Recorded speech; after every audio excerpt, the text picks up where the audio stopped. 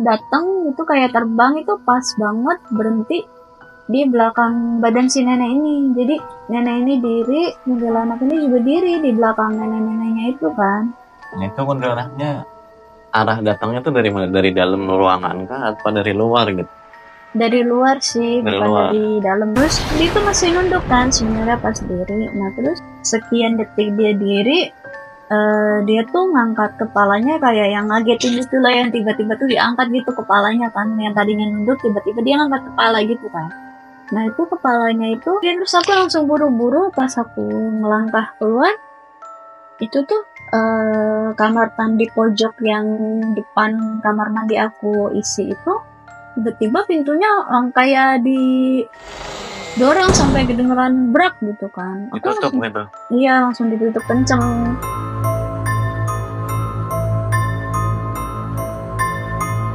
Assalamualaikum warahmatullahi wabarakatuh. Kembali lagi di channel horor nggak selalu malam bersama gua Jamil. Alhamdulillah hari ini Mbak Puji bisa bergabung untuk menceritakan langsung pengalaman beliau terkait cerita-cerita horor yang pernah beliau alami ya. Sebelum mulai, gue mau doain teman-teman semua supaya sehat semua, selalu dalam lindungan Tuhan Yang Maha Esa. Untuk hari ini kita akan membahas cerita mengenai pengalaman horor Mbak Puji di salah satu rumah sakit di daerah Bekasi. Kita langsung mulai aja ceritanya. Awal mulanya gimana tuh Mbak Puji?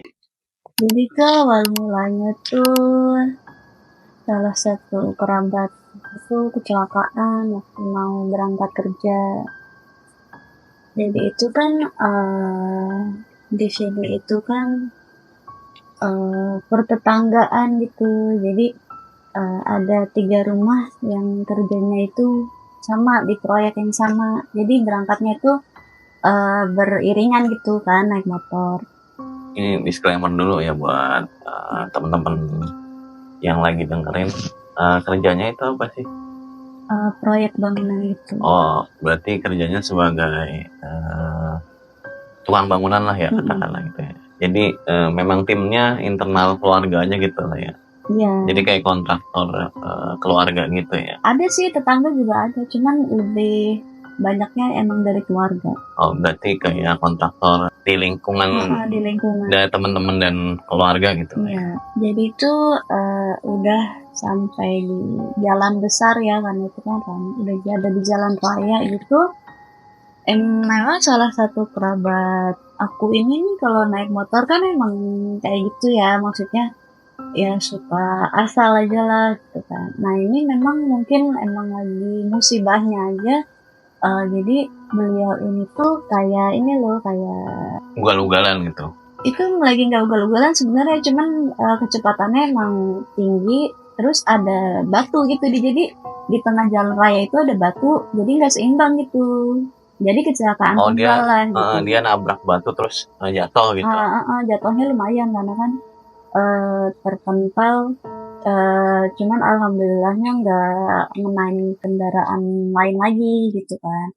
Cuman beliau ini pingsan, nggak sadarkan diri. Emang karena kecepatannya tinggi kan, kalau nginjek batu yang sedang itu pasti kan oleng kan, emang lumayan lah pasti kan ada benturan gitu. Nah syukur alhamdulillahnya itu di belakang itu karena beriringan kan, di belakang masih ada yang bisa ngelihat kalau ini nih kecelakaan, si abang A ini kecelakaan. Sisanya itu kan udah duluan semua tuh. Jadi karena yang ngelihat ini juga bingung kan, maksudnya beliau juga nggak bawa apa-apa kalau seandainya harus langsung dibawa ke rumah sakit gitu kan. Akhirnya dibawalah pulang dulu tuh naik angkutan umum. Jadi abang A ini dibawa pulang dalam kondisi emang nggak sadarkan diri kan. Oh, berarti masih pas udah dibawa sampai rumah pun masih pingsan berarti kan? Masih pingsan. Nah, langsung kan udah nyampe di depan gang, langsung nih abang yang melihat kecelakaan ini ngabarin kan ke mama. Itu pokoknya semuanya dengar kan yang ada di rumah. Panik lah. Nah terus apa? sempat kan jadi perdebatan gitu, kenapa Mbak dibawa ke rumah sakit langsung? Maksudnya ngabarinnya via telepon gitu loh kan. Cuman mungkin karena panik dan gak ngerti prosedur rumah sakit ya, karena emang gak pernah ada yang masuk rumah sakit itu. Ya udahlah, singkat cerita, mama tuh siap-siap kan, semuanya siap-siap. Nah, aku itu sebenarnya niat mau ngeliat kondisinya doang sih, nggak berniat buat ikut. Cuman karena salah satu tetangga aku bilang, Puji ini tuh masih kosong, ikut aja, kali aja di sana butuh apa buat minta tolong lah gitu kan di sana. Akhirnya aku ikut sama mama, sama ada lagi satu kan tante aku gitu ikut. Jalan lah kita kan karena sakit. Cuman karena aku kan masih sekolah, jadi aku juga nggak tahu kan harus ngapain. Akhirnya udah selesai semua dan memang harus dirawat. Akhirnya mama sama tante aku itu yang ngurusin. Aku nunggu kan, nunggu sampai masuk ruang rawat itu kan udah lumayan sore. Nah terus ya udah tuh aku mutusin buat, karena aku di situ udah matiin, oh ya udah masuk ruang rawat, aku minta tolong lah dijemput gitu kan. Aku juga pamit sama mama itu buat nunggu di tempat lain biar kalau jemput aku langsung keluar.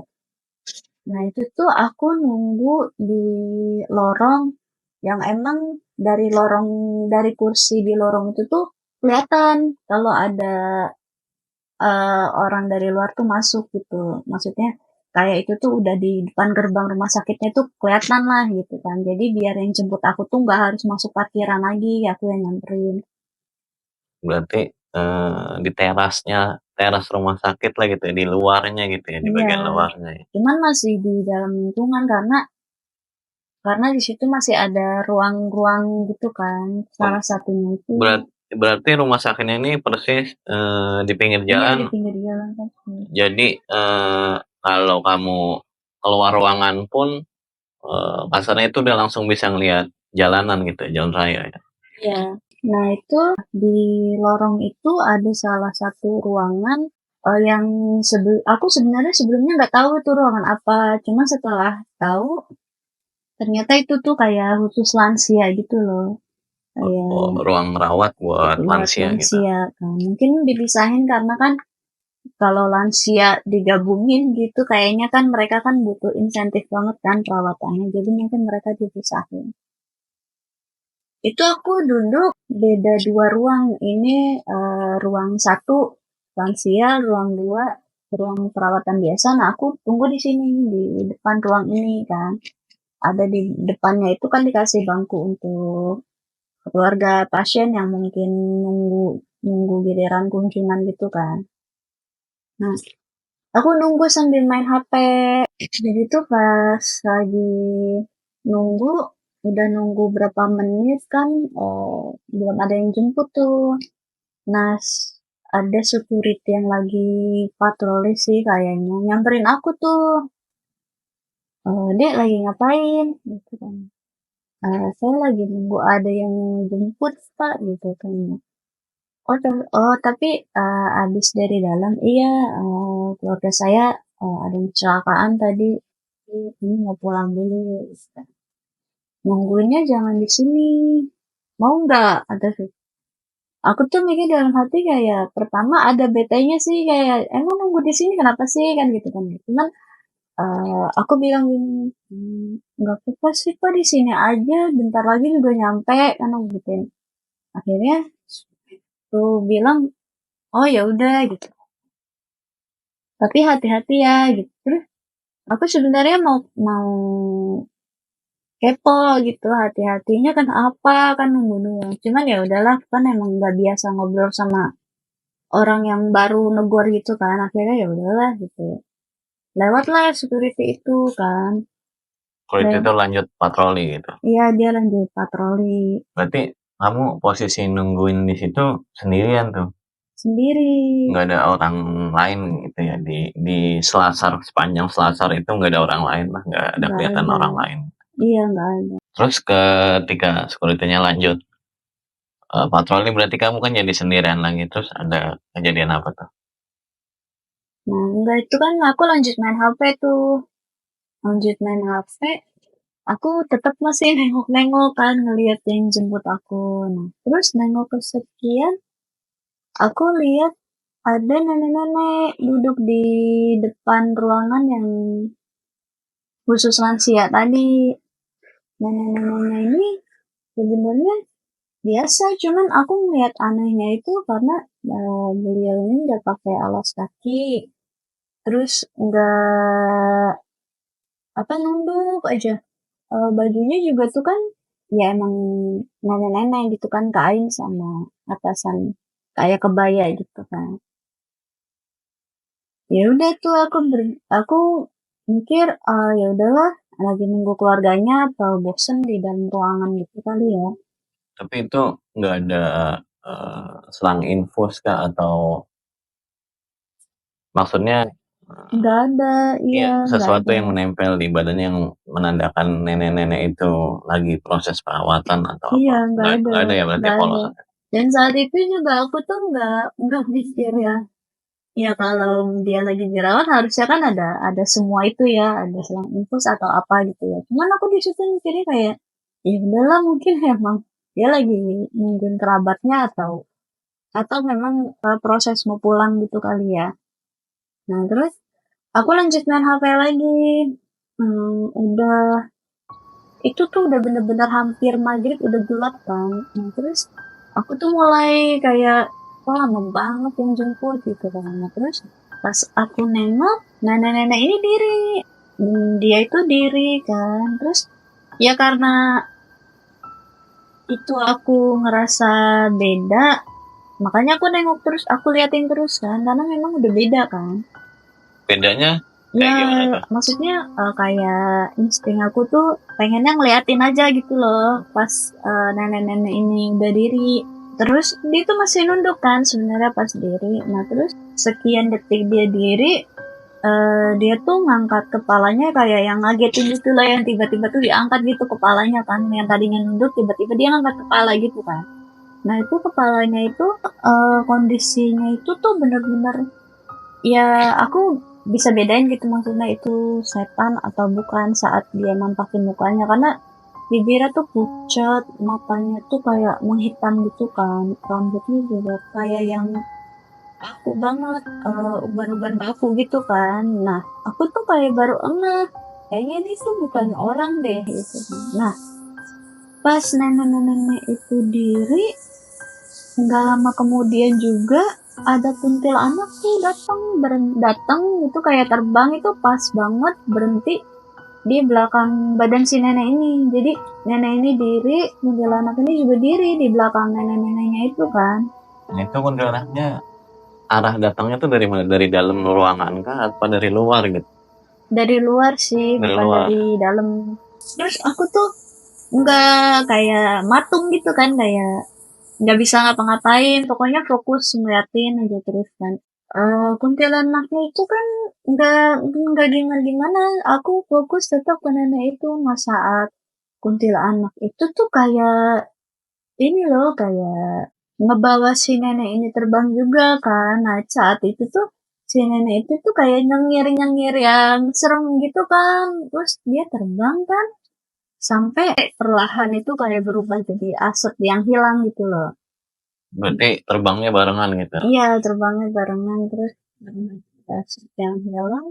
Nah, beberapa saat itu hilang, aku baru bisa ngedipin mata, baru bisa sadar, baru bisa walaupun masih kayak shock gitu ya, cuman aku seenggaknya udah bisa gerak tuh pas itu. Terus ya udah aku duduk, udah tangan aku juga sebenarnya kan gemeter gitu kan. Duduk, berusaha buat rileks sendiri gitu. Ya udah main HP lagi, tapi bawaannya masih bengong, masih kebayang-bayang itu.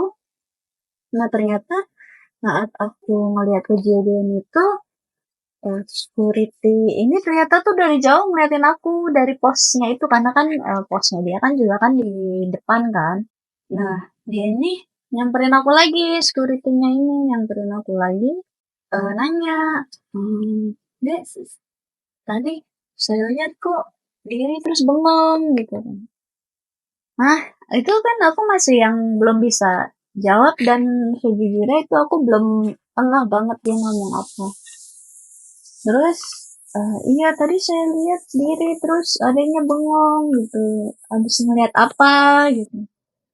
Aku kan orangnya kan kalau untuk hal-hal kayak gitu nggak bisa terbuka, karena aku tuh kayak beberapa kejadian bilang kalau ngeliat hantu atau hal-hal yang semacamnya itu tuh kayak dikecilin gitu loh, kayak masa ada hantu gitu kan, jadi aku nggak mau terbuka. Kayak diremehin gitu. Iya, jadi aku Oh, nggak gampang terbuka sama orang buat hal-hal kayak gitu. Oh enggak Pak, tadi aku akhirnya ngalihin omongan. Aku tadi kirain ada motor yang masuk, saya kira itu yang mau jemput saya gitu. Ternyata saya lihat-lihat, oh bukan gitu. Nah, security itu tuh bilang ini udah gelap gitu kan. Mau pindah aja enggak gitu. Akhirnya aku bilang, oh ya udah deh Pak, kayaknya saya mau sholat aja gitu kan. Nah, aku pas saat itu security-nya udah tuh kan, karena aku bersedia pindah gitu, maksudnya mau ke musola, deh dia balik lagi itu ke pos jaganya. Aku sambil ngabarin yang mau jemput aku ini kalau dia datang tuh aku di musola gitu kan. Jalanlah aku ke musola rumah sakit kan, masih di dalam lingkungan rumah sakit. Pas aku udah selesai, aku duduk, security ini mau sholat juga, terus negor aku kan. Belum jemput juga, kamu udah selesai sholat nih Mas? udah selesai. Udah jemput juga, iya nih belum gitu kan. Terus dia masuklah kan, betul sholat kan. Dia sholat, security ini sholat. Iya. Nah ini tuh musolah ini tuh kan di luar juga tuh, jadi ini musola, ini gedung rumah sakit gitu kan, Sampingan gitu. sampingan, misah memang bangunannya, tapi sampingan gak jauh. Aku tuh duduk di situ kan, ya kebiasaan aku emang matanya tuh kemana-mana kan, apalagi habis ada kejadian tadi, jadi tuh kayak mata aku tuh malah kayak orang yang lagi nyari ada apa lagi di rumah sakit ini. Nah mata aku ini sempat ngeliat ke arah atas tuh, kalau aku hitung itu di lantai 3 kalau nggak salah. Itu ada pakaian suster gitu, cuman ngeliatin kan, cuman itu tuh kayak ruangan itu sebenarnya lampunya tuh mati. Cuman aku bisa ngeliat suster itu kayak kayak ada pencahayaan, tapi ke sosok suster itu doang gitu kan. Dia ngeliatin, tapi ngeliatinnya tuh nggak ngedip sama sekali, sampai akhirnya security itu selesai sholat terus negor aku lagi kan. Neng gitu. Nah, aku refleks ngedipin mata, nengok, pas aku tengok ke atas lagi itu tuh udah kosong, yang bener-bener udah ruangan gelap, nggak ada apa-apa. Terus kayaknya security tuh masih penasaran kenapa aku yang tadi tuh ngomong, oh bener tadi nggak lagi ngeliat apa-apa gitu kan. Enggak. Nah, terus aku nanya kan akhirnya, emang kenapa sih Pak? Saya mandiri, tapi ini bengong gitu kan. Nah terus aku bilang kan, iya saya lagi ngeliatin orang, ternyata itu bukan eh orang yang jemput saya. Gitu. Nah aku nanya lagi, emang kenapa sih Pak? Ya enggak, kalau nggak ngeliat apa-apa gitu kan. Terus akhirnya aku ngomong gini, ya udah saya mau cerita, tapi bapak juga cerita ya gitu kan. Aku sambil bercandain tuh kan, terus mungkin security ini sebelumnya tuh mau bilang sesuatu kan ya, cuman mungkin beliau juga mikirin takutnya kan nama rumah sakit itu tersebarnya horor atau apa kan, makanya dia enggak. Terus aku ngelihat security ini diam, aku tahu pasti dia mikir takutnya aku nyebar kemana-mana kan. Ya terus aku bilang aja, tenang aja Pak, saya mah orangnya nggak ember kan, aku gitu nanya. Saya juga sama hal-hal kayak gini juga mau cerita sama siapa gitu kan, mau cerita sama orang juga nggak dipercaya kalau soal ginian kan, begituin kan security-nya. Sampai akhirnya security-nya tuh iya gitu kan. Oh ya udah gitu kan. Akhirnya aku cerita kalau tadi itu aku ngeliat sosok nenek-nenek. Awalnya aku bilang, saya pikir awalnya tuh itu nenek-nenek biasa pak. Maksudnya ya mungkin Pasien. pasien gitu. Nah, security ini mukanya udah mulai beda tuh, kayak yang dari responnya yang pertama itu, wah gitu kan, kayak kaget, wah gitu kan. Terus aku bilang, eh terus saya juga lihat ada kuntilanak di belakang nenek-nenek ini, sampai kuntilanak itu kayak pergilah sama nenek-nenek itu kan. Terus mulai kaget lah, pokoknya mukanya kayak kaget banget kan. Akhirnya aku nanya, emang sebenarnya dia itu penunggu sini apa gimana sih Pak? Kan aku gituin kan. Terus security-nya itu bilang, saya tuh nanya kayak tadi kenapa bengong atau saya tuh nyuruh Neng pindah tuh karena ya gitu, saya takutnya kamu ngeliat gitu kan. Karena udah mau maghrib. Nah terus security itu cerita, saya juga pernah ngeliat soalnya gitu kan. Jadi waktu itu tuh dia ini kontrol malam jam 1 malam kontrol rumah sakit kan, muter rumah sakit. Awalnya itu gak ada yang aneh-aneh lah di rumah sakit tuh kalau menurut security ini. Sampai akhirnya malam itu security itu tuh ngeliat juga nenek-nenek itu kan. Nah semenjak saat itu kalau kontrol malam tuh berdua, nggak pernah sendiri lagi. Terus aku nanya kan, tapi nenek-nenek itu apakah emang setan atau setan yang awalnya itu pasien di sini? Kan aku tanya. Ceritalah kan, iya sebenarnya tuh dulu ada neng, nenek-nenek itu jadi pasien di sini. Jadi nenek-nenek itu awalnya tuh yang nganterin anaknya cowok, sempat dirawat insentif lah kayak ICU karena drop kan. Nah itu hari itu doang tuh di maksudnya karena kan harus urus administrasi dan lain-lain kan. Anaknya tuh katanya tuh hari itu doang dampingin nganterin nenek ini.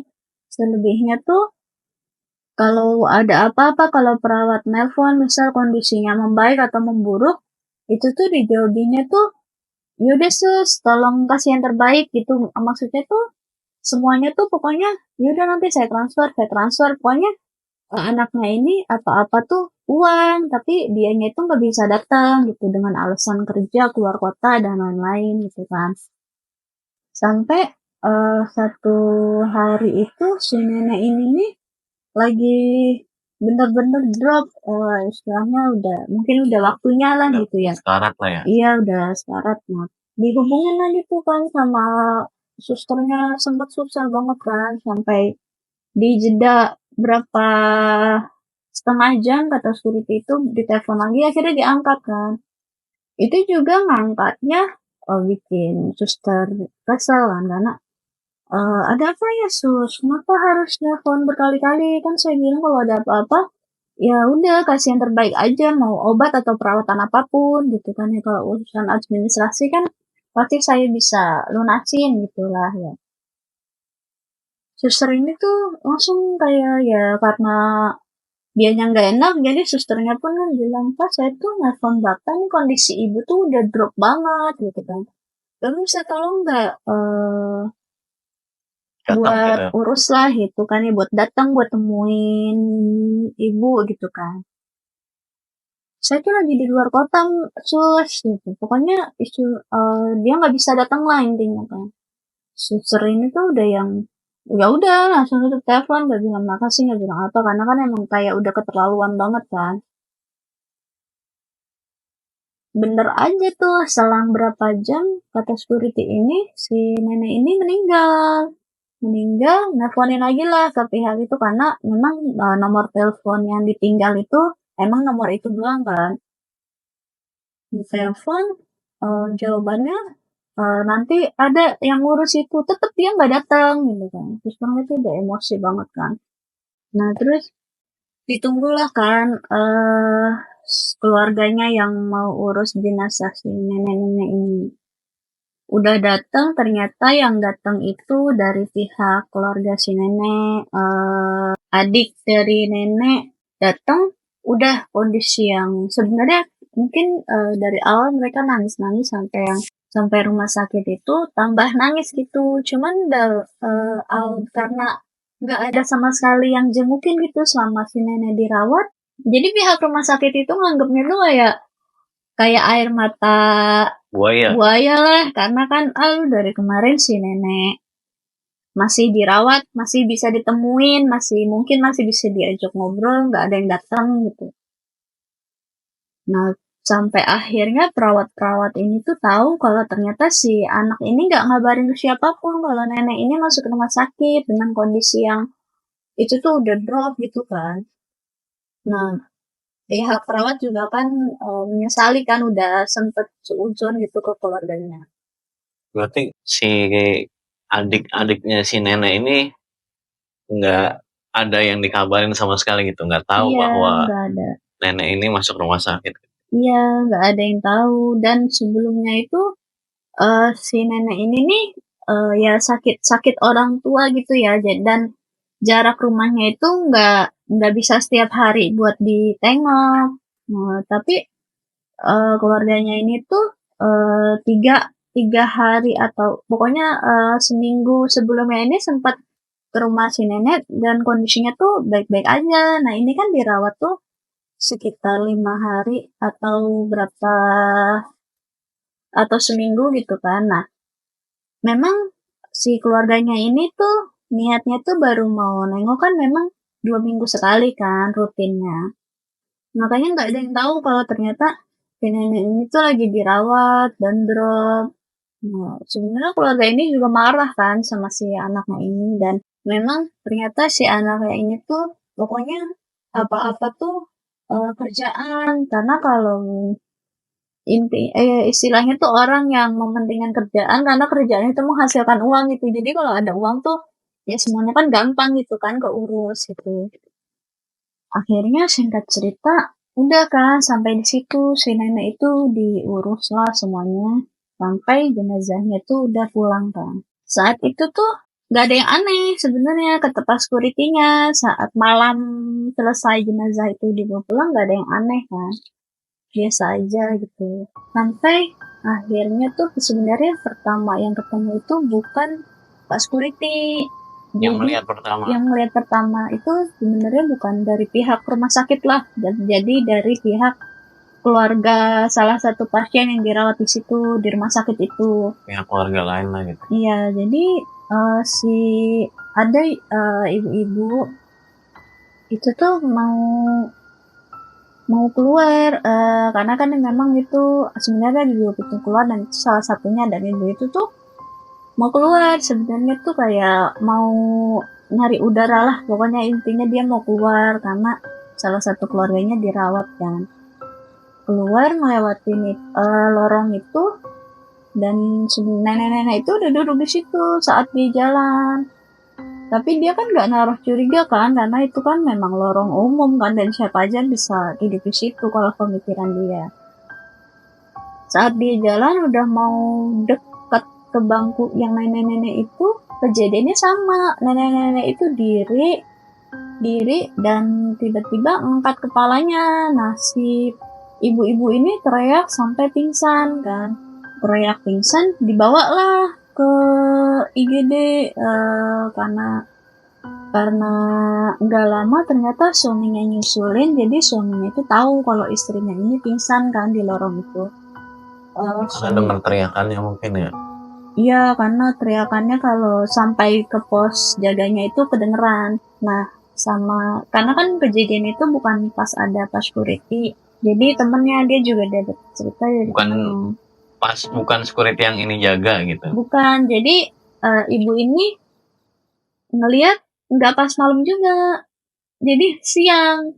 Nah siang ini si ibu ngelihat mungkin enggak langsung heboh gitu ya kalau di kalangan security. Nah malamnya security ini yang lihat, barulah heboh, maksudnya barulah mungkin dicap sebagai nih emang hantu gentayangan di situ gitu lah gitu ya. Saat dibawa ke IGD, ibu-ibu ini diperiksa lah gitu kan. Suaminya panik, aduh ini kenapa, ini kenapa. Nah, saat sadar, ibu ini teriak lagi. Eh, yang di situ banyak pasien dan sampai pihak rumah sakit lumayan panik kan saat itu karena ibu itu tuh saya mau pindah rumah sakit, saya mau, dan ternyata yang dirawat itu kan anaknya, dia mau bawa anaknya pindah rumah sakit gitu. Terus suaminya tuh nanya kenapa Bun? Kenapa gitu kan ya, sabar dulu, sabar, relax dulu, relax, kita kenapa gitu kan. Nggak mau Pak, di sini serem Pak, di sini aku lihat hantu Pak, ada hantu nenek-nenek gitu. Sampai perawatnya itu bingung harus gimana biar ibu ini tenang, biar pasien lain itu Nggak panik juga. nggak panik, nggak terganggu gitu kan. Sampai akhirnya suaminya ini tuh mungkin dia juga paham ya, jadi berusaha banget menangin istrinya tuh sampai akhirnya istrinya tenang, walaupun pada akhirnya memang mereka pindah rumah sakit hari itu juga. Nah, terus selesai ibu itu barulah kan malamnya Pak security ini yang lihat. Nah, berarti yang pertama kali melihat hantu itu dari keluarga pasien yang lain ya. Nah, tadi kan terus security-nya itu sempet cerita tuh, dia juga sempet ngelihat makhluk, kan ngelihat nenek-nenek itu kayak gimana tuh ceritanya? Nah, itu kan selesailah kan cerita si ibu ini yang ngeliat, dia pindah rumah sakit lah, tuh udah selesai. Nah malamnya ini barulah si security ini yang lihat. Jadi tuh ceritanya tuh dia itu patroli malam. Patroli malam kan harus ke semua bagian kecuali ada beberapa lantai yang memang nggak perlu dilihat. Itu udah bagian terakhir sebenarnya lorong itu, karena kan itu udah mau harus udah jalan keluar menuju posnya juga kan. Nah udah itu dia tuh udah masuklah ke lorong itu kan. Nah dia juga kaget tuh, kaget, dari jauh udah kelihatan kok ada orang duduk di jam segini gitu. Karena walaupun ada keluarga pasien, biasanya itu cuman kayak bapak-bapak ngerokok pun di luar gitu ya. Maksudnya jarang, bahkan nggak ada di jam 1 malam ada keluarga pasien duduk di lorong kayak gitu kan. Nah makin deket ternyata kelihatan bahwa itu tuh ini kayaknya nenek-nenek deh kan, dia ngomong sendiri gitu. Makin dekat kejadiannya sama, nenek-nenek itu diri, ngangkat mukanya, dan itu ketahuan, dan itu baru ketahuan kalau itu hantu kan, kayak kan karena kan ciri-cirinya itu kan dia pucat, matanya hitam, dan nyengirnya itu serem banget. Suri itu putar balik, lari kan, lari lewat jalan lainnya buat keluar kan. Nah pas udah sampai pos jaganya, dia tuh kan ketakutan kan, ngos-ngosan kan nafasnya.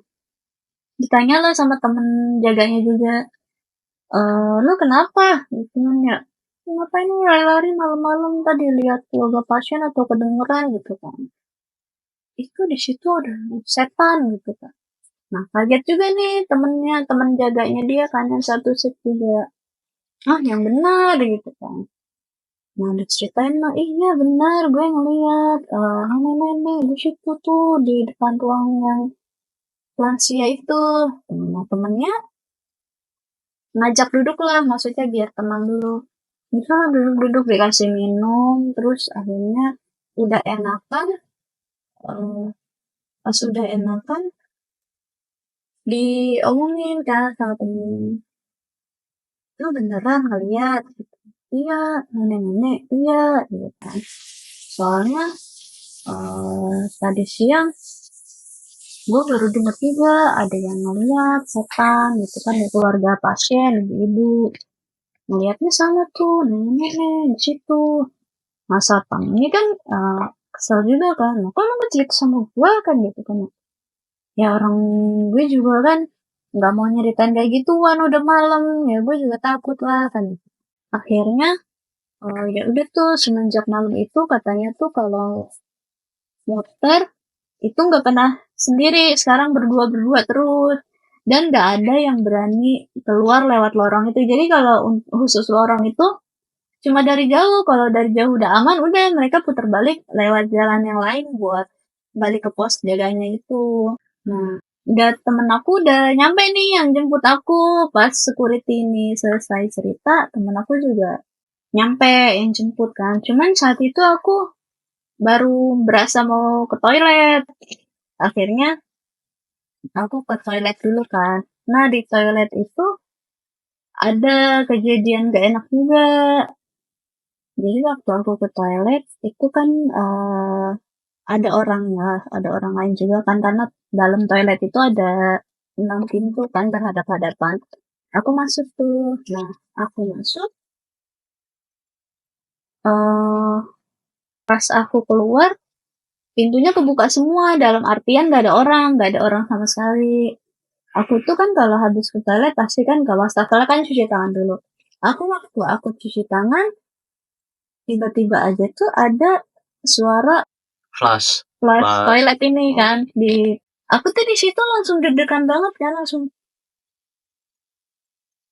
karena kan emang gak ada orang karena kan aku kan masuknya kan ke kamar mandi pojok karena kan sebelumnya kan keisi jadi aku milih kamar mandi pojok jadi pojok depan dan sekelilingnya tuh emang gak ada orang.